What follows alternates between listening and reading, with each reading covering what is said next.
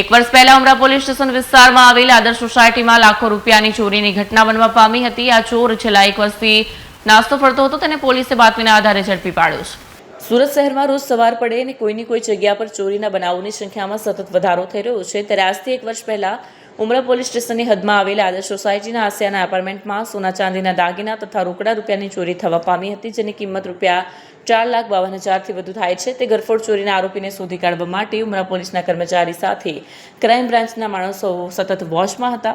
બાતમી મળી હતી કે ઉમરાની આદર્શ સોસાયટીમાં ગરફોડ ચોરી કરનાર ઇસમ રાહુલ દશરથ દંતાણી સુરત બસ સ્ટેશન પાસે ફરી રહ્યો છે। માહિતી સુરત ક્રાઇમ બ્રાન્ચને મળતા તરત જ બસ સ્ટેશન પહોંચી ગરફોડ ચોરને ઝડપી પાડ્યો હતો। આ ચોર સામે અલગ અલગ 3 થી 4 પોલીસ સ્ટેશનમાં ચોરીના ગુના નોંધાયા છે, જેમાં અમરાઈવાડી, અમદાવાદ, નંદાસણ તેમજ લાગજણ પોલીસ સ્ટેશનનો પણ સમાવેશ થાય છે। પોલીસ આરોપીને ઝડપીને ચોરીનો પર્દાફાશ કરી નાખ્યો છે।